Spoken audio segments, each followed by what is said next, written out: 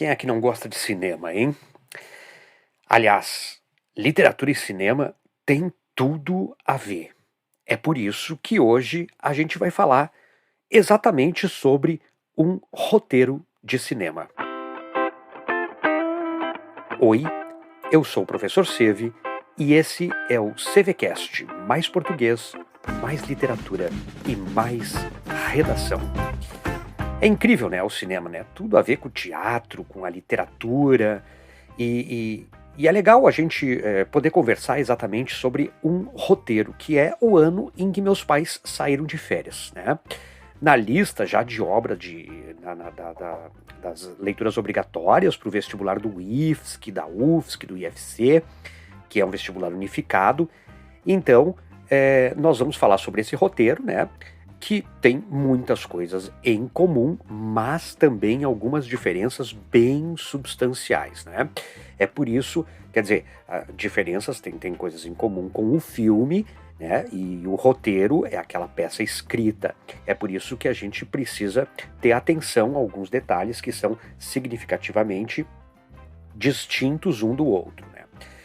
Ainda que o roteiro esteja pronto, assim, né, tenha passado por vários tratamentos, por várias revisões, como é o caso aqui do ano em que meus pais saíram de férias, né, na hora das filmagens pode ter muita modificação, né, nós podemos ter transformações, e essas transformações, elas são exigidas até pela plataforma, né, do cinema, quer dizer, por aquele momento exigido. Quer ver uma coisa, né, que tem de bem diferente, eu acho bem interessante também, o nome da mãe do nosso protagonista, né, que é o Mauro no roteiro, ela é Miriam. Já no filme, a mãe se chama Bia. Tem uma outra diferença também, né? Nosso protagonista participa de um evento religioso, nós temos aí um judaísmo, né?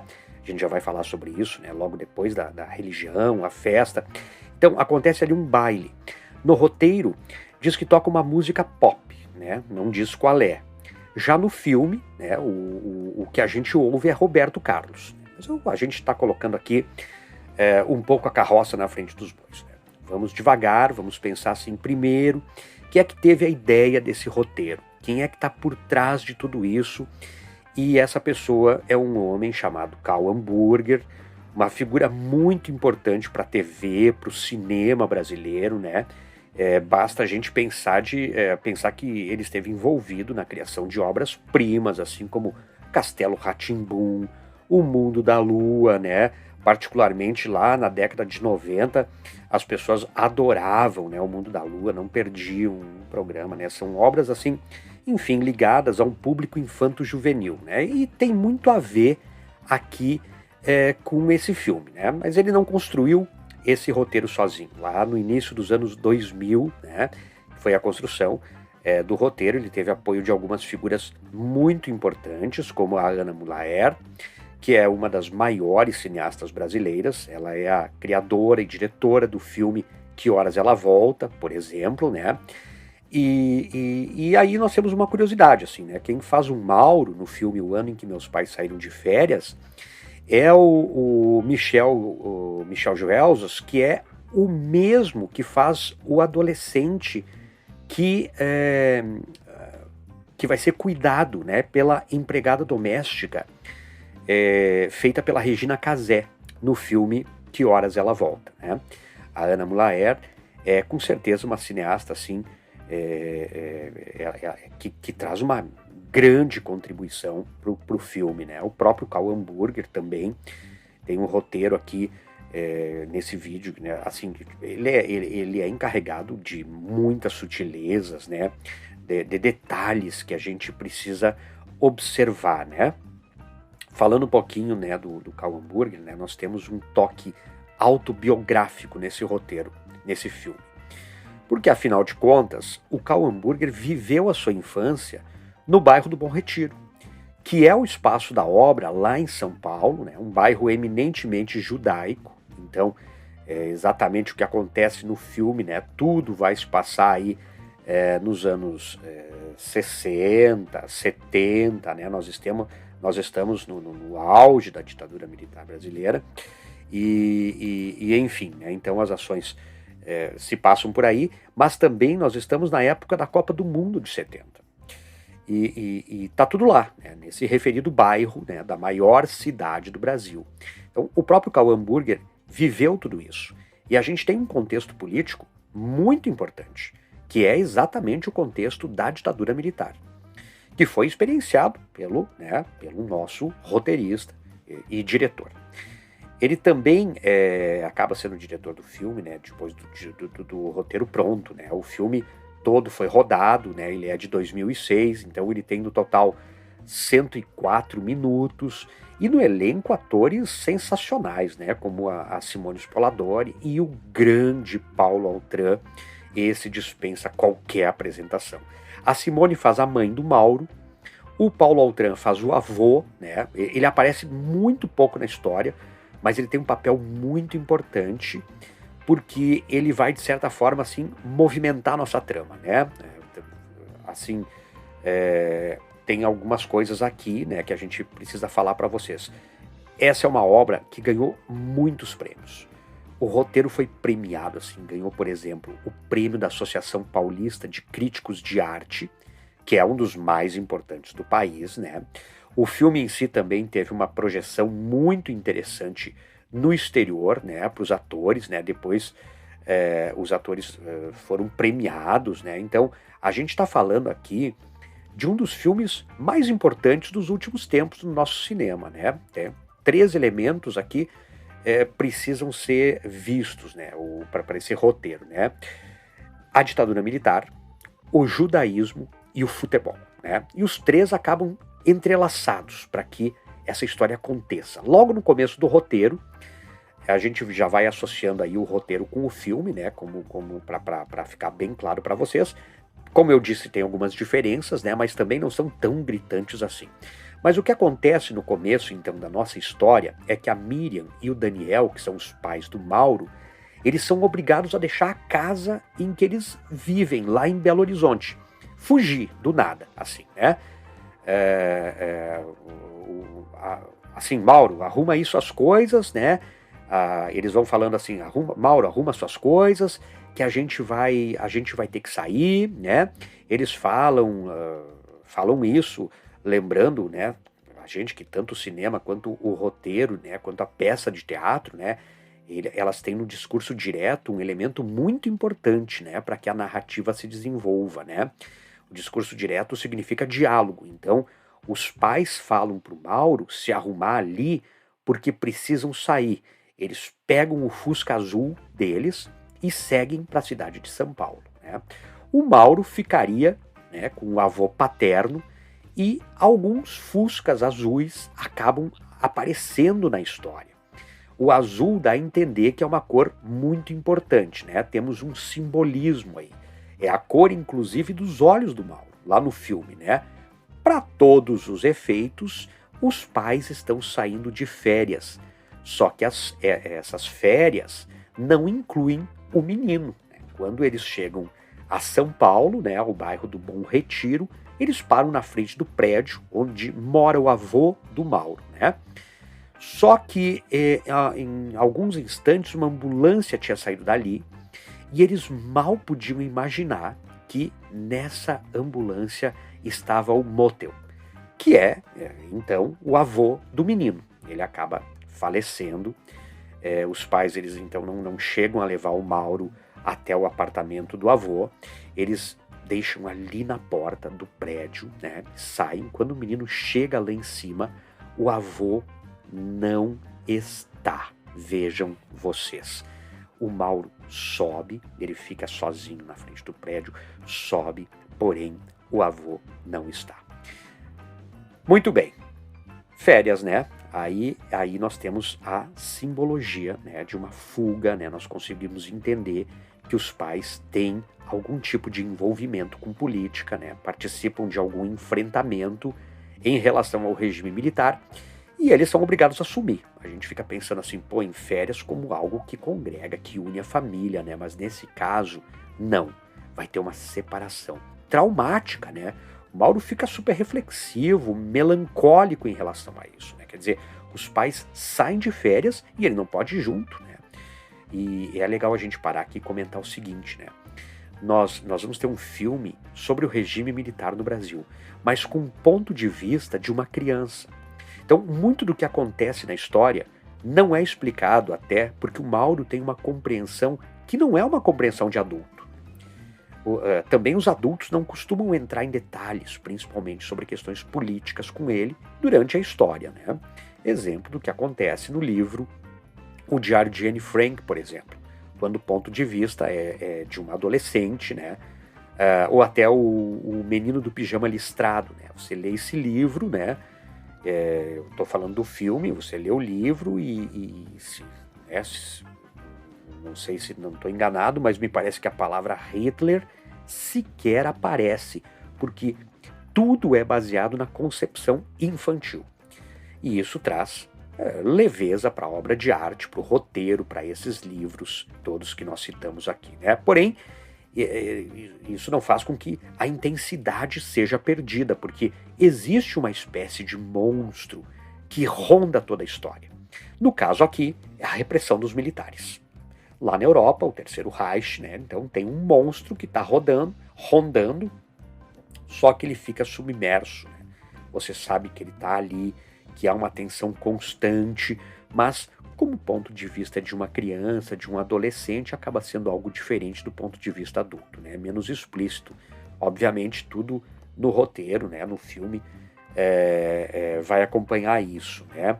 Você vai ter até momentos de descontração, assim, de certo humor, né? E a trilha sonora do filme, né? Agora a gente volta a se referir ao filme também, vai ter toda uma leveza na hora em que a dança, depois do evento religioso, né? Como a gente comentou no começo, que toca é a Jovem Guarda, né? Toca um Chico Buarque, nem um Gilberto Gil, não é nada muito explícito em relação ao regime. Inclusive, nessa época, os pais da Tropicália já estavam exilados. Então, apesar dessa aparente despretensão, nós temos muita intensidade e o filme também traz algumas antíteses que colaboram para essa contundência que a gente está falando, né? Que não é assim tão aparente, por exemplo. Nós temos uma antítese entre alegria e frustração, que vai aparecer no futebol. Porque quando os pais deixam o Mauro no prédio do avô, eles dizem que vão voltar na Copa. E aí o Mauro diz, mas ainda falta muito para a Copa começar. Porque, né, a gente está na virada do ano, de 69 para 70. A Copa aconteceu na metade de 70, né? Sempre na metade do ano, como a gente sabe, né? Menos a do Catar, né? Que aconteceu lá em função, né, por causa do calor e tal. Mas tudo bem. Os pais dizem que eles vão voltar para a Copa. E o Mauro espera a Copa do Mundo ao mesmo tempo que espera o retorno dos pais. E a gente sabe que prometer uma coisa para uma criança, né, precisa ser cumprida, né? Ele fica esperando cada jogo da Copa. É uma alegria, né, porque o Brasil vai ganhando. O Brasil foi campeão, foi tricampeão em 70, levantando, né, a taça Jules Rimet. E ao mesmo tempo tem toda uma frustração, porque os pais do Mauro não vêm, não aparecem, não retornam. Outra antítese que a gente percebe no filme é o contato versus a solidão, que tem a ver também com o futebol.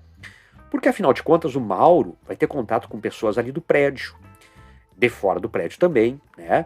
Ao passo em que ele se sente muitas vezes absolutamente sozinho, porque ele não está com os pais dele, né? Tem uma cena muito interessante lá no final da história, no momento do final da Copa, em que o Mauro sai do bar, né, onde ele estava com a maior festa, né,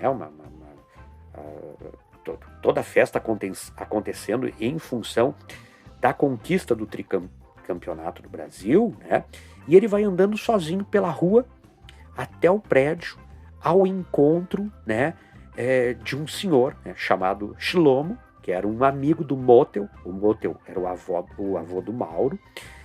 E o Shlomo, esse, que era muito amigo do avô, vai ficar com o Mauro. Quer dizer, o Mauro vai ficar com ele, né? E o Shlomo é um judeu, assim como o próprio avô. É um judeu muito participativo na sinagoga. Ele faz lá suas orações, né? Usa o talit, que é aquela espécie né, de chapéu, cachecol típico, então, da cultura judaica, né? No começo, a relação dele, né, com o Mauro foi muito tensa, porque o Mauro é uma criança que representa a transgressão, e o Shlomo é todo regrado, todo inserido nos rituais da religião dele.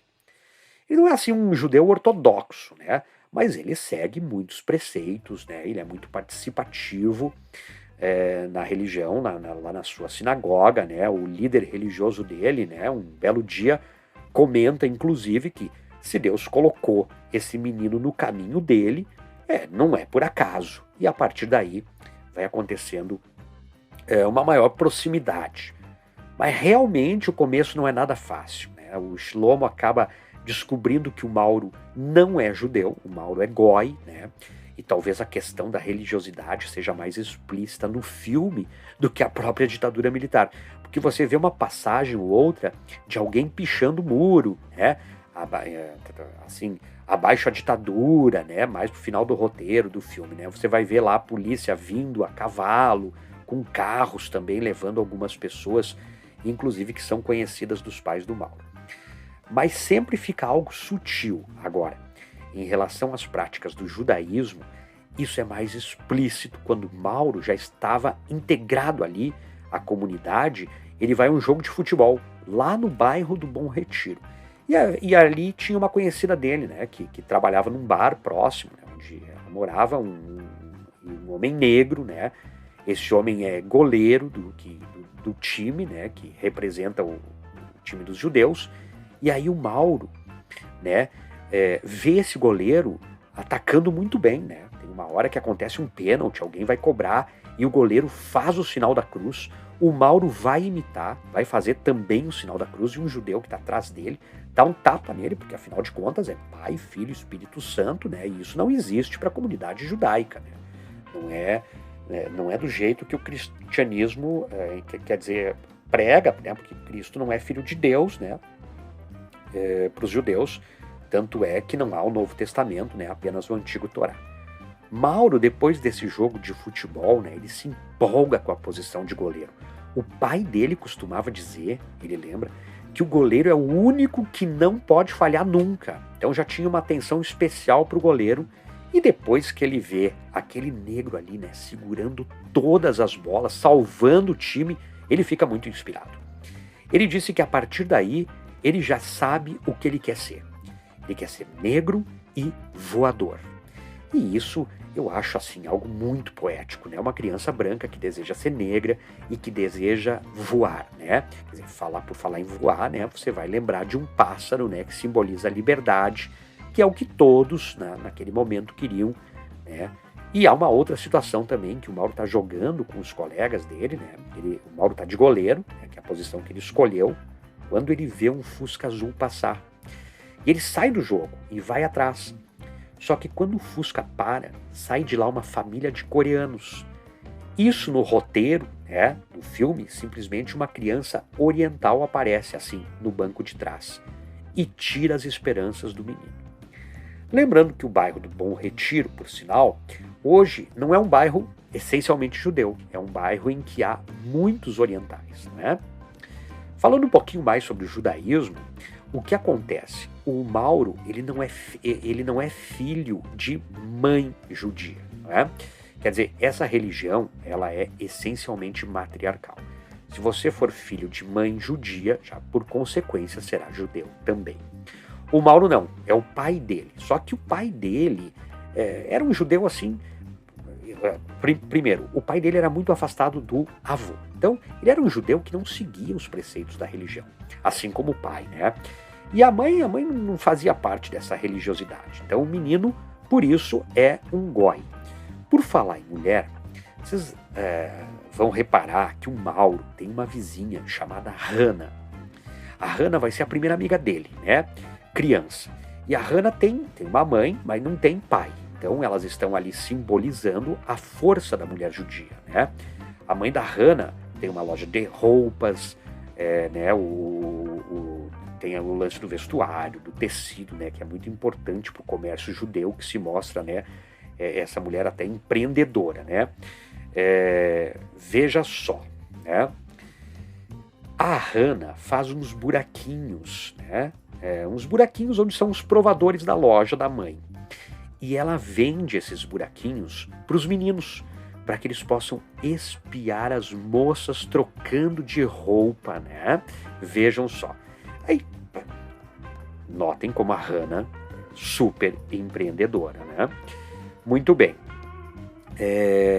Bem, meses longe dos pais, né? O Mauro, então, né, está há meses longe dos seus pais, né? Lembrando que para a criança o tempo também é algo bastante diferente do que é para os adultos, né? O Mauro está ali sendo criado por pessoas desconhecidas e aí ele vai encontrar de novo os pais. Quer dizer, os pais vão voltar de férias, né? Ou não. Aí é que tá, né? Quer dizer, volta apenas a mãe.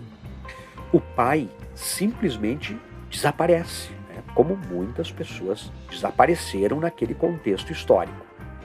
Esse filme tem um narrador que é o próprio Mauro. Então ele vai contando o que aconteceu nesse período da vida dele.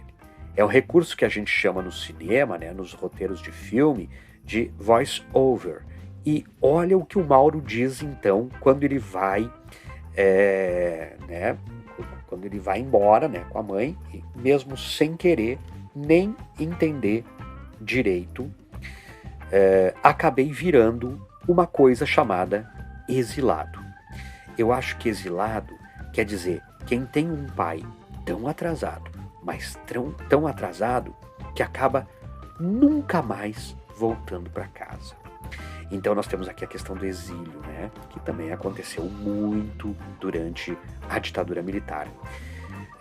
A anistia aos exilados políticos, ela só vai acontecer em 79.